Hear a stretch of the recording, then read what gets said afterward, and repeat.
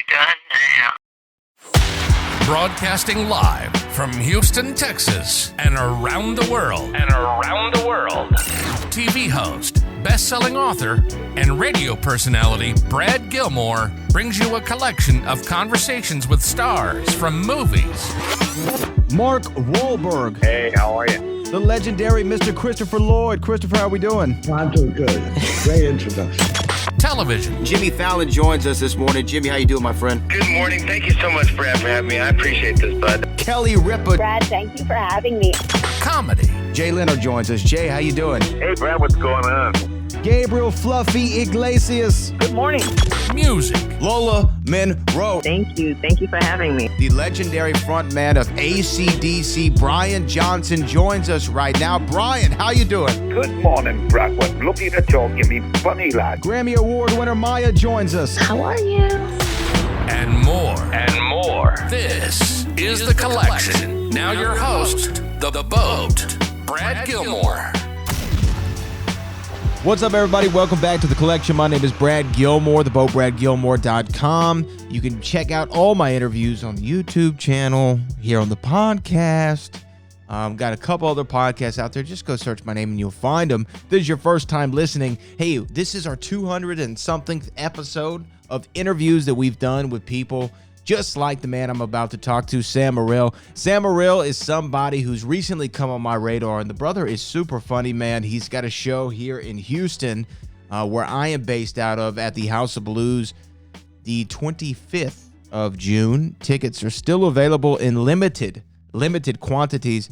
I got to talk to Sam Morril for my duties over there on CW39 Houston for the CW39 Spotlight. I'm kind of their entertainment reporter over there, and they hooked this interview up. Only a minute and a half makes it to the air. Only 3 minutes makes it online. And we talked for about 15, so I thought that I would share my entire conversation with Sam Morril here on the podcast. Sam's, he was a funny guy. You know, he starts off with a bit that obviously didn't make the television airwaves, talking about his book that's coming out. I'll just warn you now. Obviously, he was joking, and I rolled with the joke, and I knew that he was just trying to get a rise out of the viewers and listeners here in the Texas area, and I'm sure that he accomplished that. But obviously, he was joking, so nobody go after Sam or myself. He was just playing around. But this was a fun conversation. We talk about, of course, him following acts like Chris Rock and Dave Chappelle and being interviewed by David Letterman, developing stand-up comedy and his bits, and everything in between, man. We talked about the Knicks. He didn't like that I threw a dig in there about the Knicks, but I know the Houston Rockets are terrible, and he was quick to point that one out. Knicks had a good season this year. I didn't think that they could do it all the way, but they really look good. So here's my conversation right now with Sam Morril. And we've been excited to talk to him all morning long, and he's joining us right now via Zoom to talk about the show that's going down at the Houston House of Blues on June 25th, part of the Class Act Tour. You can get tickets at sammorril.com. Sam is here with us, man. Hey, man, how you doing? How's it going? I'm excited to talk to you, brother. Look, there's very few tickets left for this House of Blues show here in Houston coming up, but tell the people about the Class Act Tour and what can your Texas fans specifically expect from this act on the 25th at the House of Blues?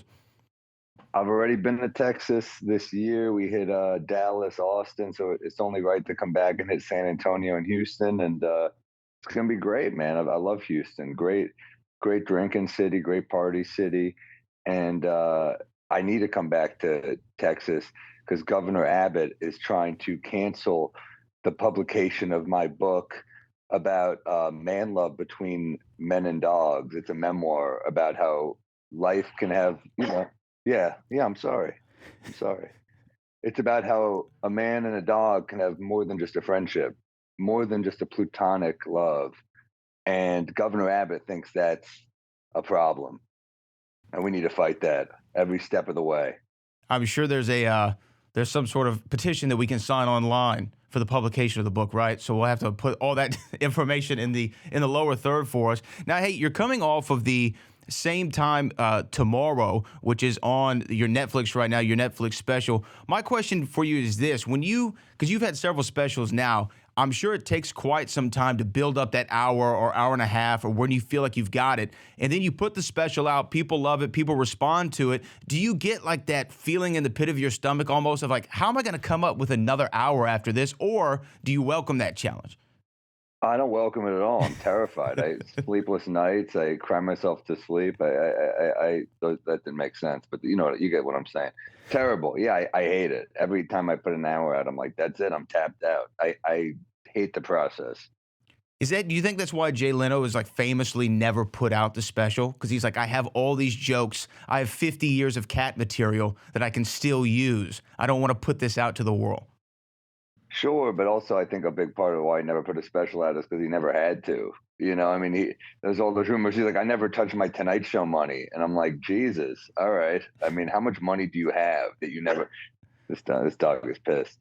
Yeah. All right. Let me put the pooch down here. Leno never put an hour out. It's crazy. It's crazy to think of. It's a different era too. I mean, that's like, you didn't sell your show because that was the show, the live show. And Leno, people would come out to see Leno not knowing his stand-up, really, just knowing him from, I think, TV. So it's a different era.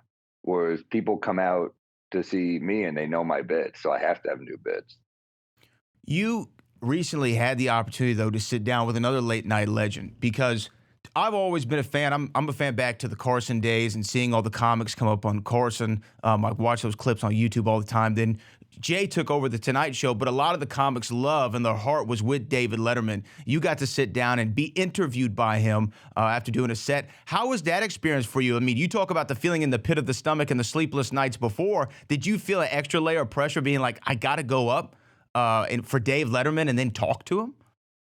I was nervous for sure, but I talked to him before, and that put me at ease. He was pretty friendly, and he's basically in the green room was like, look, whatever you want this interview to be, it'll be. So don't, if I'm talking too much, run me over, basically, so to speak. So he gave me confidence to just be, to just do whatever I needed to do.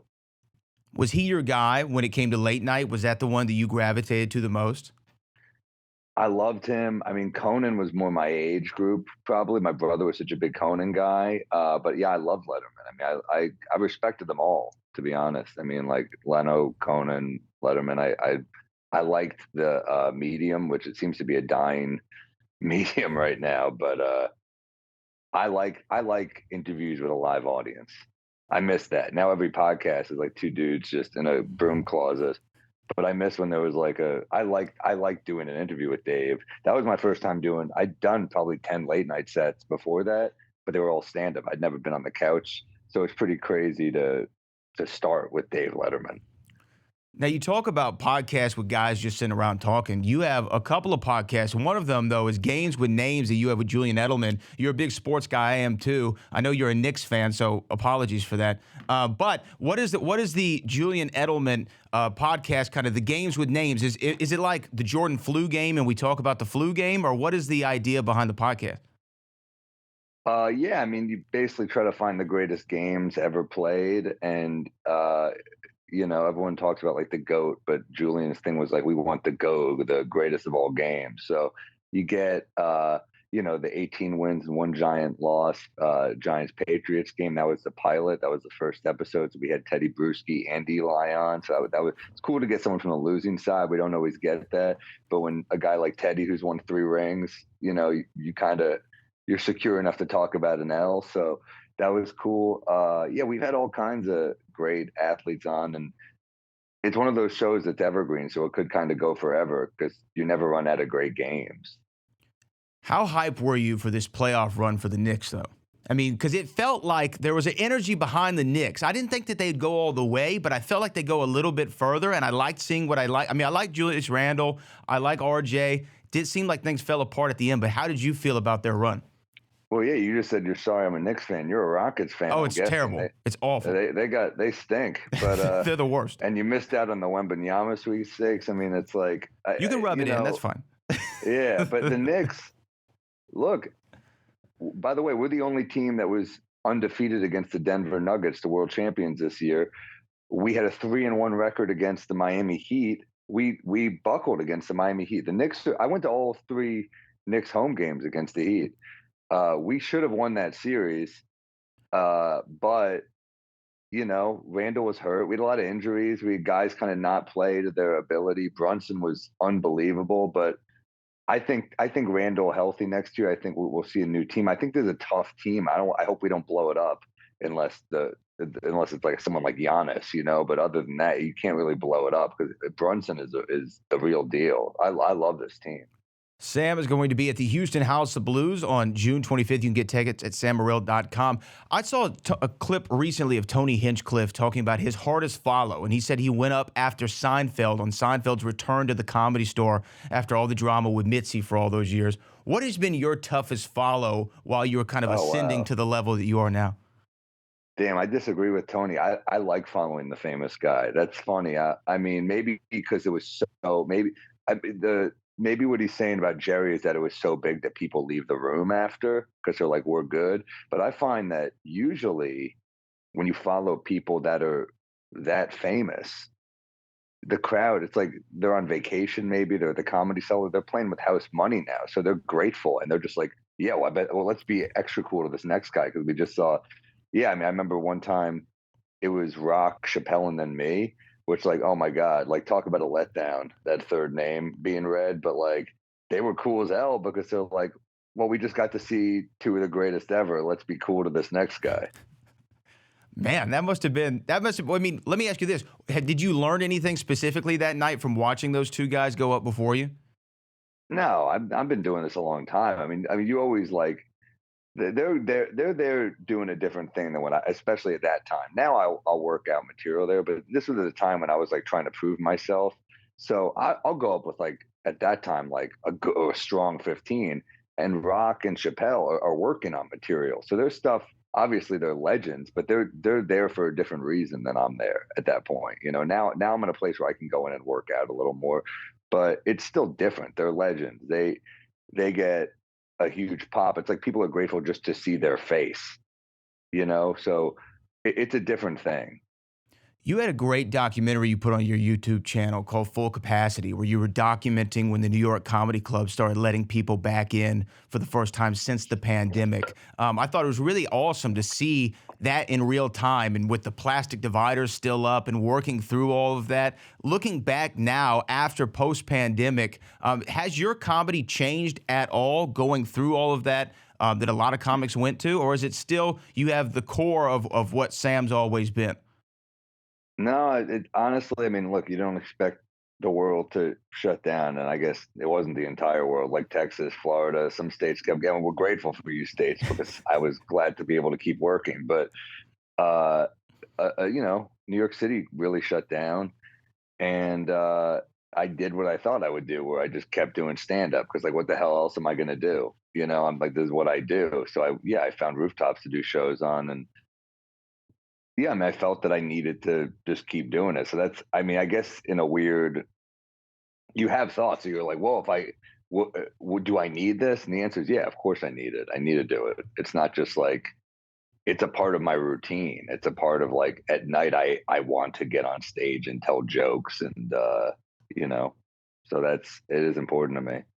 Now, you have gotten to a really awesome place in your comedy career where people know you. People have seen you either on your clips on Instagram or YouTube, see where you tour around the country. Have you gotten to the point to where you feel like you can tell people no on the phone? Because when I'm coming up too in my career, I feel like you have to say yes to every opportunity. Like everything that comes across, it was yes, yes, yes. Are you in the no zone now where you feel like, hey, Absolutely. I can turn? Yeah. How great does that feel? My mom will call me and be like, can we get dinner? And I'm like, no, I'm too busy. It's a hard no, Mom. No, yeah, you got to say no.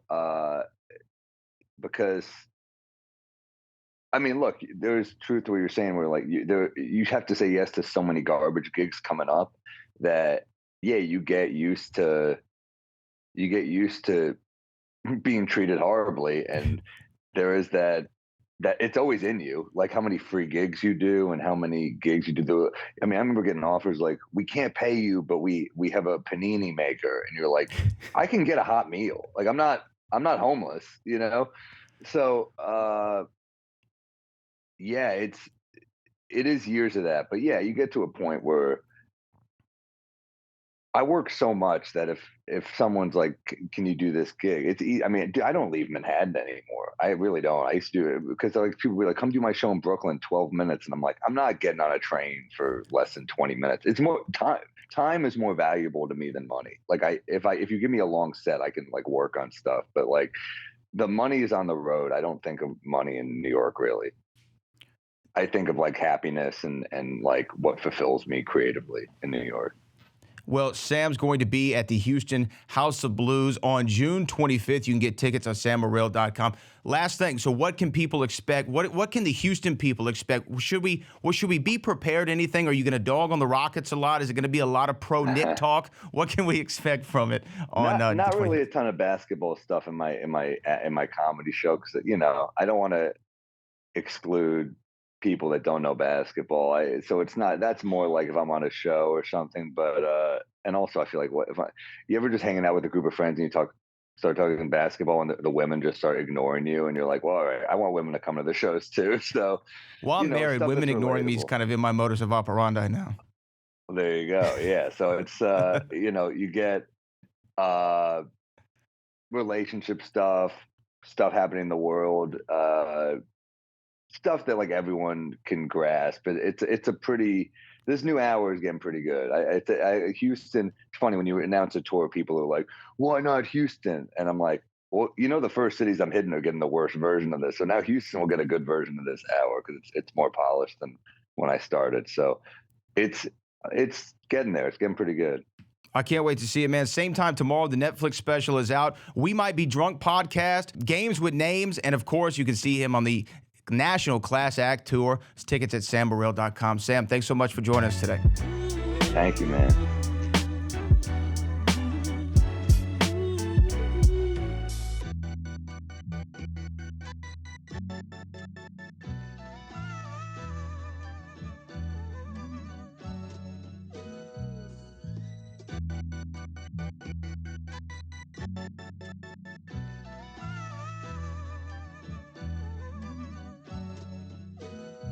Hurry up, tape running out.